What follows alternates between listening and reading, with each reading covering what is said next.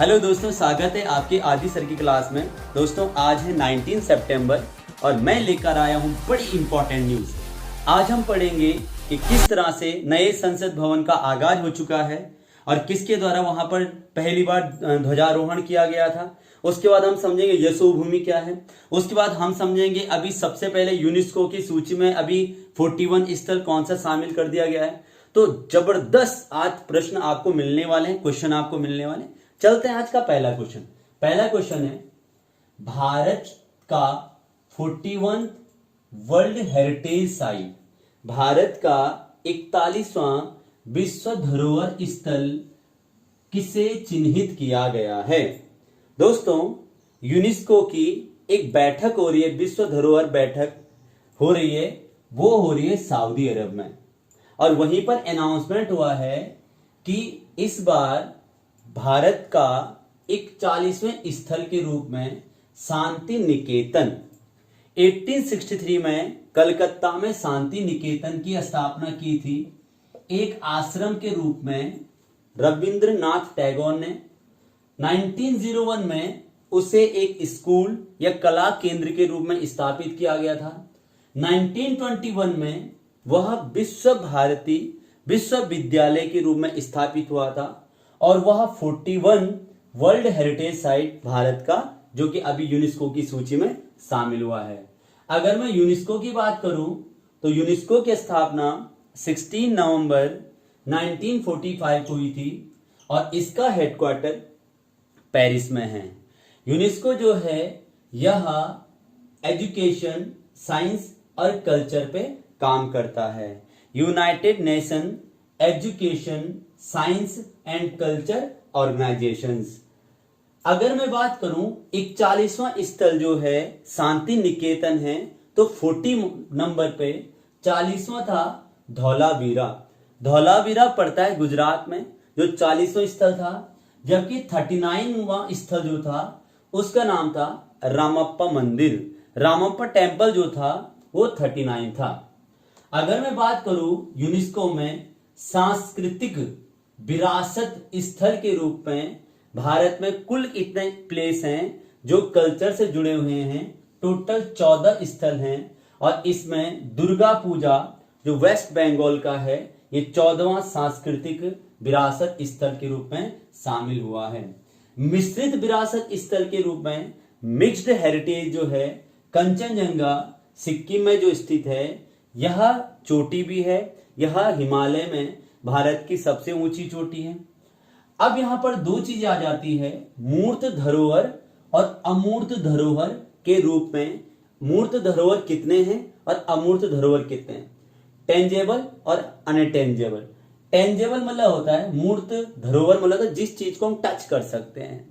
तो जिन चीजों को हम टच कर सकते हैं टोटल 41 प्लेस हैं जो कि यूनेस्को में भारत के हैं।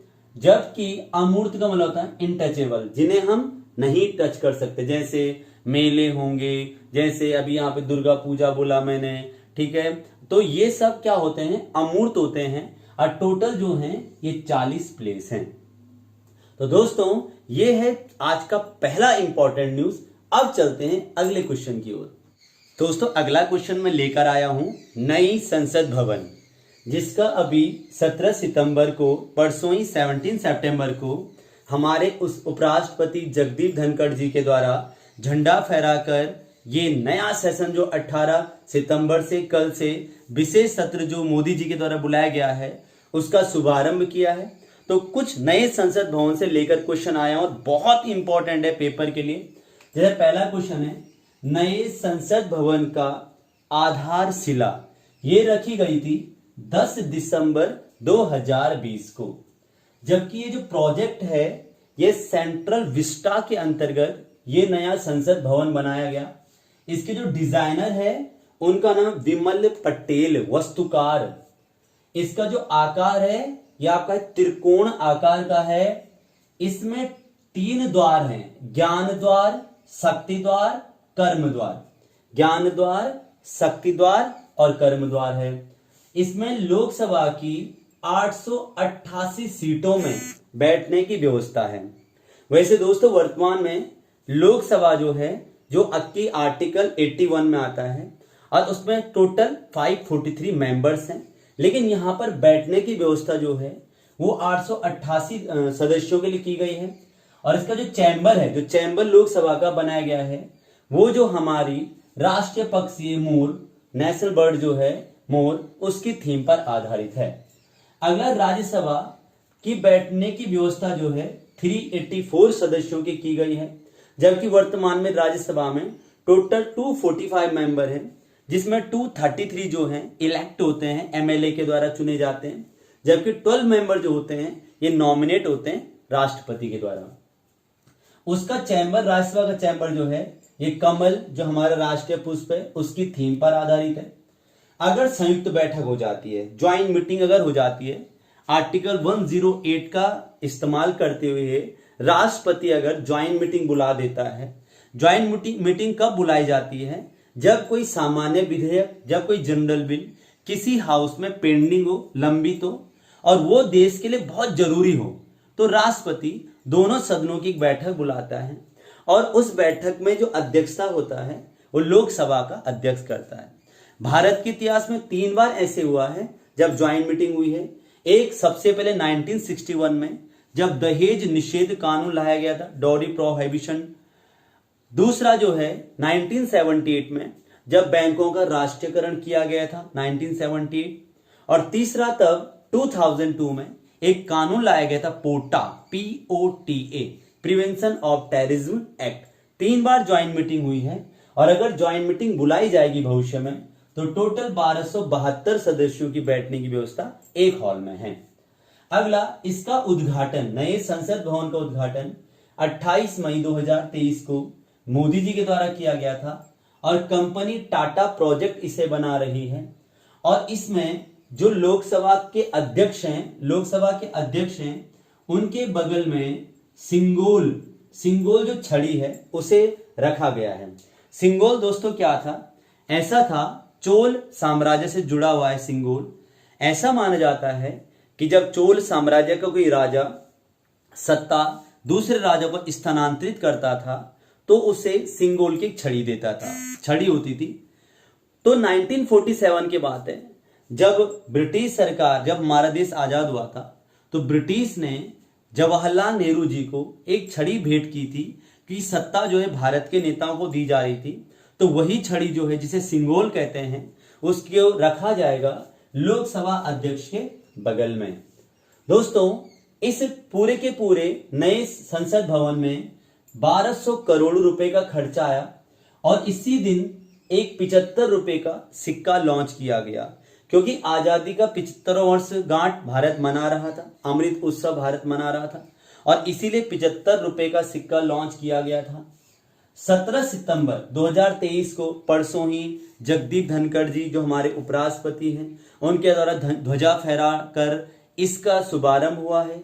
18 सितंबर कल से एक विशेष सत्र की शुरुआत हुई इसमें, और ये विशेष सत्र माना जाता है कि बहुत ऐतिहासिक सत्र है। और ऐसा भी कहा जा रहा है कि ये जो पुराना संसद था उसको संविधान सदन के नाम से जाना जाएगा। अब ये नई जो बैठक, नया सत्र है, उसमें बहुत इंपॉर्टेंट चर्चा हो रही है। महिलाओं को 33% आरक्षण लोकसभा एवं राज्यसभा, लोकसभा और विधानसभा में सीटों में महिलाओं को 33% आरक्षण की बात हुई है। तो अब उस पर चर्चा होगी, जैसे ये कानून बनते हैं फिर मैं एक वीडियो लेकर आऊंगा। अब अगर मैं पुराने संसद की बात करूं तो 12 फरवरी 1921 को उसका शिलान्यास हुआ था। उसका उद्घाटन 18 जनवरी 1926 को वायसराय लॉर्ड इरविन के द्वारा किया गया था, और उसके डिजाइनर जो थे वो थे एडविन लुटियंस एवं बेकर्स, दोनों के दोनों लुटियंस एवं बेकर्स।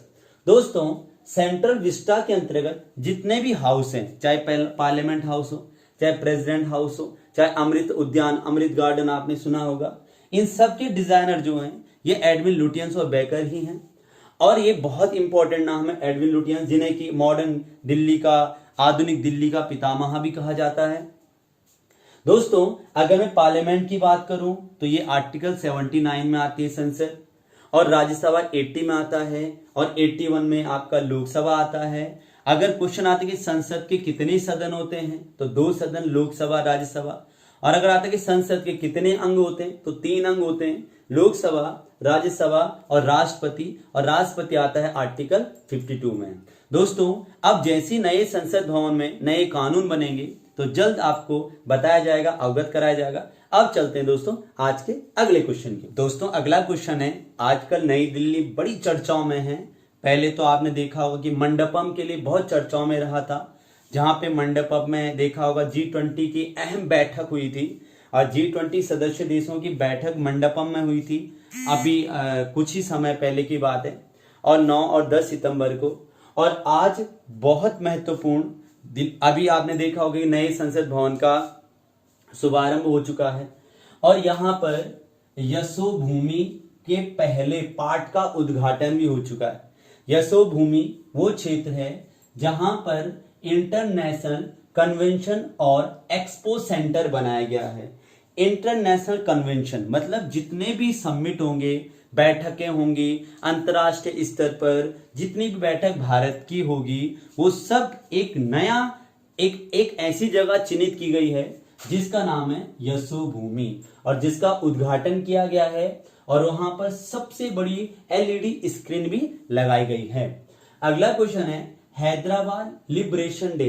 हैदराबाद मुक्ति दिवस जो है 17 सितंबर को मनाया जाता है। हैदराबाद यह प्रथम एक ऐसा देसी रियासत थी जिसने 1798 में लॉर्ड वेलजली की सहायक संधि पर हस्ताक्षर किए थे। लॉर्ड वेलजली ने एक सहायक संधि लेकर आए थे, लॉर्ड वेलजली, जिसके अंतर्गत उसने कहा था कि भारतीय राजाओं को कि अगर आप हमारे साथ मिल जाओगे तो आपके राज्य क्षेत्र में अगर कल कोई आक्रमण होगा भविष्य में तो हम उसकी रक्षा करेंगे। और सबसे पहले उनकी बात हैदराबाद के निजाम ने मानी थी और सहायक संधि पे हस्ताक्षर किए थे 1798 में। आगे चलकर 13 सितंबर 1948 से लेकर के 18 सितंबर 1948 तक हमने वहां पर एक ऑपरेशन चलाया था पोलो, और फिर हैदराबाद को मुक्त किया था। और 17 सितंबर को हैदराबाद मुक्ति दिवस के रूप में मनाया जाता है, जिसे हैदराबाद लिबरेशन डे भी कहा जाता है। हैदराबाद तेलंगाना की कैपिटल है। अगला है विश्वकर्मा कौशल सम्मान योजना। विश्वकर्मा दिवस 17 सितंबर को मनाया जाता है क्योंकि उस दिन विश्वकर्मा जी का जन्म हुआ था। और इसी दिन विश्व कौशल सम्मान योजना मोदी सरकार लेकर आई है, जिसके अंतर्गत 13,000 करोड़ रुपए ये की धनराशि मोदी सरकार ने दी है। और इसमें टोटल 18 व्यवसाय, जो छोटे छोटे व्यवसाय होते हैं, कारीगर होते हैं, उनको इसका लाभ मिलेगा। 18 व्यवसायों से संबंधित कारीगर जो होंगे, इसके अंतर्गत कम ब्याज में कारीगरों को सरकार लोन मुहैया कराएगी। जैसे 5% ब्याज पर सरकार जो है 5% ब्याज पर सरकार जो है 1 लाख तक का लोन देगी। इस तरह से अनेक इस प्रकार के इसमें योजनाएं हैं जो कि आपका अभी विश्वकर्मा कौशल सम्मान योजना में इसे शामिल किया गया। 18 सितंबर को विश्व बांस दिवस, वर्ल्ड बैम्बू डे। बांस एक घास होती है और बांस की खेती सबसे ज्यादा चीन में होती है और दूसरे नंबर भारत में होती है। बांस को हरा सोना भी कहते हैं और गरीब की लकड़ी भी कहते हैं।